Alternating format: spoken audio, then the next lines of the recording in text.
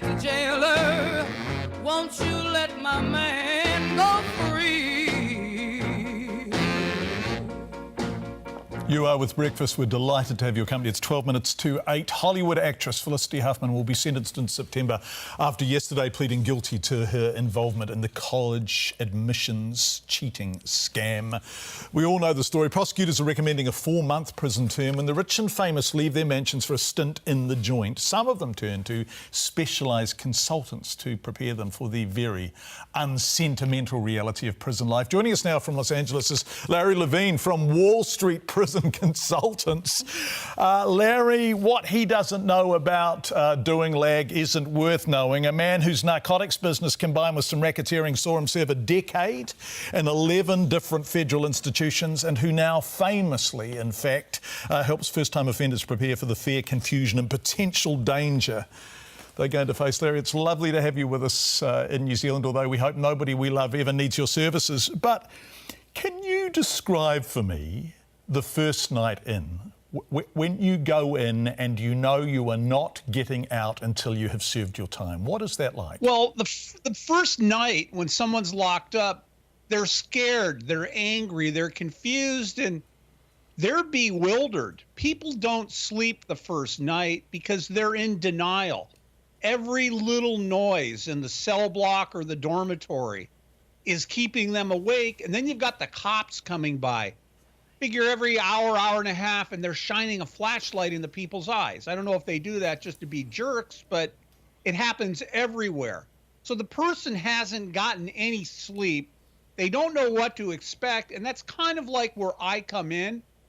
I do damage control for people before they're even there, where I outline what happens from the moment they get there to the moment they leave, the type of jobs they're going to have, their interactions with staff, with medical, and more importantly, I can get people into programs. Remember, I'm not a lawyer.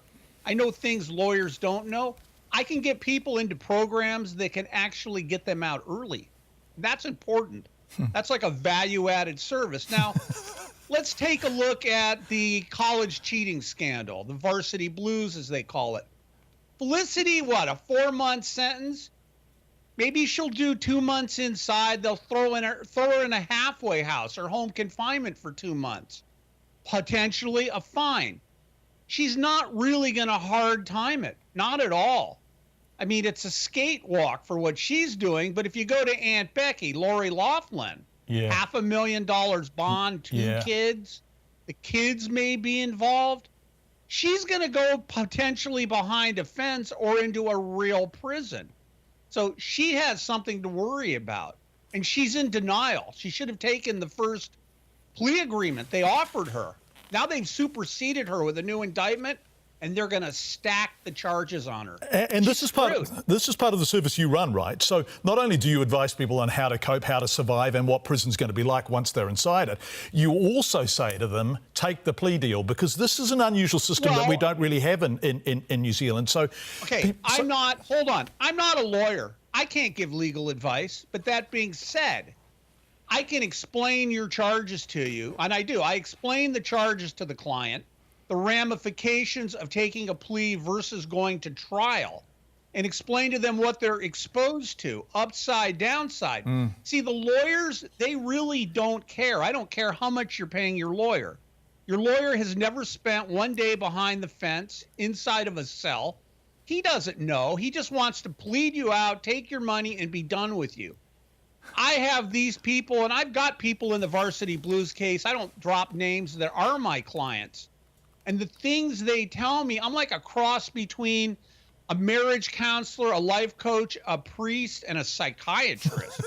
You just have no idea. And when someone goes into federal custody, it's not like TV. It's not the other inmates you really got to deal with, or you're going to have problems with. It's the staff. They're very unprofessional. And if the Federal Bureau of Prisons, because that's where they're bound, if they followed their own policies, I would be out of a job today. So guaranteed, they're going to have their rights violated. Somebody's going to kind of screw them over. I'm going to step in, look at policy, look at the situation. I'm going to file documents which are going to blow the prison away, and I'm going to straighten things out. That's the value of using my service.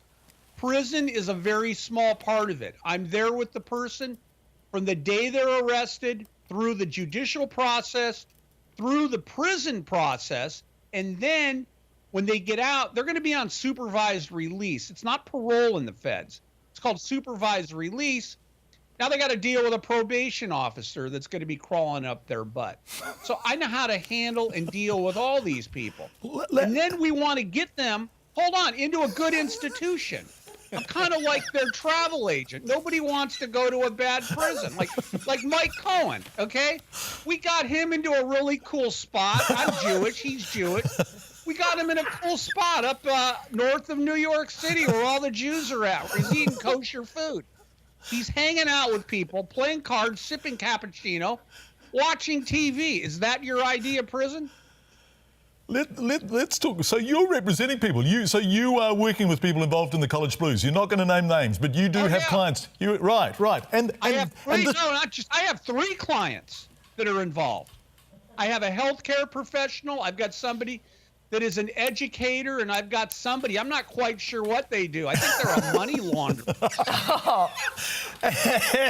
And so this is a crime of arrogance and entitlement, right? And boy, prison is a place where neither of those things survive. So what advice are you going to give them about how to behave if they do lag?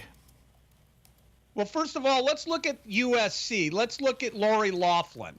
We'll use hers because Felicity, she's got a 4-month sentence. It's nothing. USC stands for University of Spoiled Children.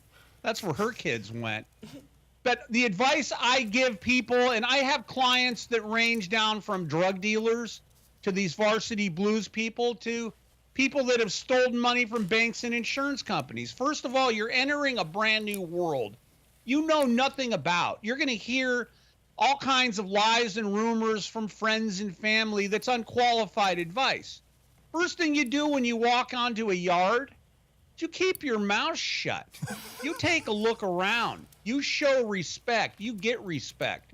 You're not going to be cutting in a food line. You're not going to be cutting in a telephone line. You're not going to be changing the channel on the TV. I was at a federal prison in Phoenix. I'd only been there a week. I was in a TV room with a guy, talked to him for a couple hours, seemed pretty intelligent, doing a life sentence.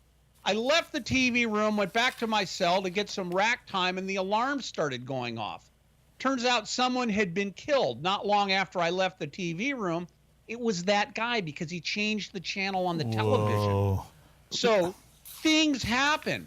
I teach these people etiquette and respect. Do not violate other people's rights. Do not get in people's faces. Don't sit on people's bunks. Do not pick up other people's personal belongings. How to deal with gangs, how to deal with staff members, and more importantly, how to get a good job and get into a program that's going to get them out early. I mean, everyone has an out date. Everybody. Larry, this is an absolutely fantastic interview, and it's riveting, and people are hanging on every word. But we've reached our out date because it's at 8 o'clock. We so appreciate you joining us. Probation. Call me. 855-5-PRISON here in the U.S. Thanks, Larry. Larry Levine. Larry Levine. My giddy aunt, you'd want him on your team, wouldn't you? Bloody hell. Daniel. Well, making news this morning, popular messaging service WhatsApp has revealed a major security flaw that could let hackers access phones. Stay with us. We have that on 8 o'clock. And good news for Game of Thrones fans, already worried about the show's looming end. We'll explain all with our entertainment headlines.